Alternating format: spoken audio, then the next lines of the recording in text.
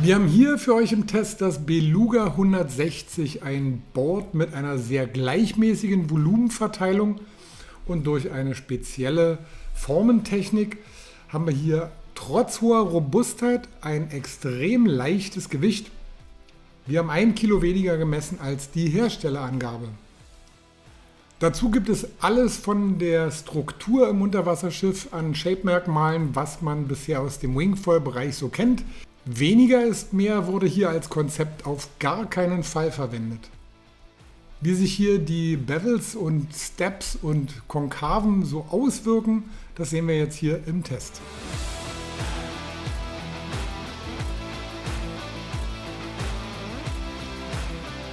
Da kommen wir natürlich als erstes zum Startvorgang. 75 Liter, was bedeutet das halt bei unseren Testern? Durchschnittliches Fahrergewicht liegt hier bei 80 bis knapp 90 Kilo. Hier ist auf jeden Fall schon etwas Gleichgewichtsgefühl beim Aufsteigen gefragt. Wir haben kurioserweise bei diesem Brett durch die gleichmäßige Volumenverteilung auch ein ausreichend starkes Volumen in der Nose und das Ganze, wie gesagt, gleichmäßig verteilt über das ganze Board. Ein doch erstaunlich gutes, ausbalanciertes Brett, was sich deutlich stabiler anfühlt als sonstige Bretter in 75 Liter. Wer jetzt ein Körpergewicht von 75 Kilo besitzt, für den ist das natürlich eine gute Allround-Größe. Wer, wie gesagt, darüber liegt, der muss halt ein bisschen Gleichgewichtsgefühl mitbringen, sprich ein mittleres Fahrkönnen ist hier die Grundvoraussetzung. Und natürlich auch ein gleichmäßiger, konstanter Zug im Wing, um hier auch früh genug aufsteigen zu können. Die Doppelkonkave im Bug sorgt zusätzlich für Kippstabilität über die Breite. Das Board hat eine Breite von 62 cm, das ist nicht besonders breit. Das wird aber kompensiert, wie gesagt, durch die Doppelkonkave in der Nose, sodass es hier auch nicht besonders problematisch ist. Eine längere Fahrt im Verdrängermodus, sprich halt so das Dümpeln, ist hier nicht wirklich der Spaß. Oder man wiegt, wie gesagt, nur 75 Kilo oder weniger. Das Konzept viel hilft viel scheint hier irgendwie gut aufzugehen. Wir haben eine 0 cm Rockerlinie, sprich das Board ist bis auf die Nose-Aufbiegung natürlich gerade, direkt bis in die Mastaufnahme. Rechts und links davon sind Steps und auch am Tail ist ein Step, der begünstigt das aktive Anpumpen. Hier kriegt man sehr schnell den Impuls direkt auf den Flügel. Ein inaktives Angleiten wird minimal durch die 0 cm Rockerlinie begünstigt, aber hier gibt es nur gute bis befriedigende Werte. Also ein aktiver Fahrer ist hier auch beim frühen Aufstiegsvorgang schon gefragt.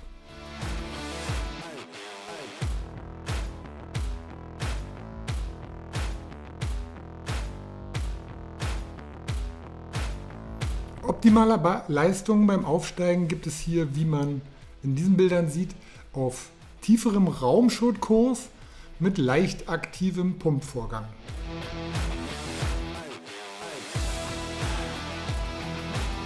Generell Boards in dieser Größe, auch das Beluga 160, eignen sich in der Kombination optimal für Flügel von 1500 bis 1000 Quadratzentimetern. Das gibt hier ein wirklich zusammen harmonisches Bild und passt dann auch vom Volumen, Aufstiegsverhalten, Bordbreite, alles sehr gut zusammen.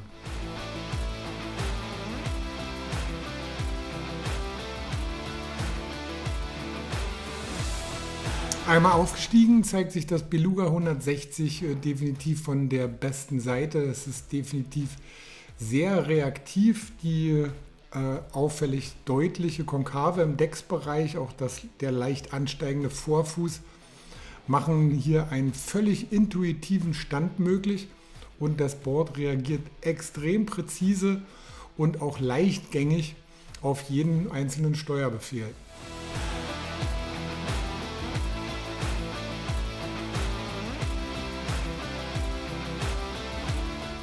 Ein klarer Vorteil im seitlichen Neigungswinkel, also in der Rolle, sind die doch ausgeprägten Bevels, die sehr weit ins Unterwasserschiff hineingehen. Das erlaubt eine deutlich höhere Schräglage, auch wenn man nur einen 70er oder 75er Mast fährt, ohne dass das Board in irgendeiner Weise hängen bleiben würde. Das ist insgesamt hier sehr schön gestaltet, dass es sich auch bei einem leichten Touchdown halt gar nicht festhängt. Also hier sind die Kurven und Radien exzellent geshaped.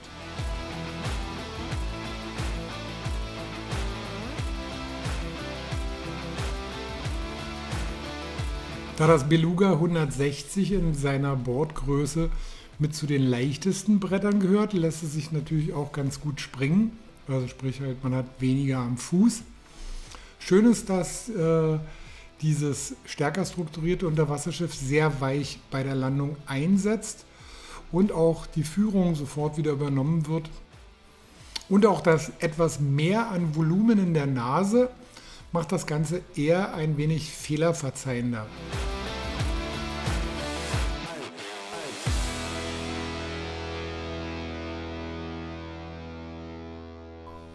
Insgesamt ist das Beluga 160 ein Board, was sehr schön verschiedene Dinge miteinander kombiniert. Einerseits eine gewisse Kippstabilität beim Startvorgang, sodass auch der nur mit mittlerem Fahrkönnen ausgestattete Fahrer oder die Fahrerin gut damit aufs Board kommen und ins Fliegen kommen. Auf der anderen Seite fühlt sich das Brett im Fahrzustand kleiner an, als es ist. Also es ist sehr beweglich. Es liegt daran, dass die Konkave die Fußsteuerung sehr direkt umsetzt, aber ohne dabei irgendwie nervös oder wenig fehlerverzeihend zu sein. Man merkt hier jederzeit halt das leichte Bordgewicht, fühlt sich insgesamt immer spielerisch an. Klar ist das Ganze hier schon ein bisschen sportiv, ein bisschen Fahrkönnen, muss natürlich halt dementsprechend schon sein, aber grundsätzlich ist das Ganze hier ohne Makel und ohne Nicklichkeiten behaftet. Man hat einen direkten Impuls beim Pumpen. Es lässt sich halt auch beim Surfen in der Welle halt ganz einfach steuern. Und wie gesagt, halt dieses etwas mehr Volumen in der Nase von der Dicke, sodass derjenige, der schnelle Rotationen springen will, das sicherlich als Nachteil empfinden wird. Für alle anderen Anwendungen ist das allerdings eher fehlerverzeihend und komfortabel. Insgesamt von unserer Seite ein sehr empfehlenswertes Board aufgrund einer stabilen Bauweise, die mit einem Verkaufspreis von 1.250 € eher im Durchschnitt gering ausfällt. Besonders in Betracht des großen Leistungspotenzials overall.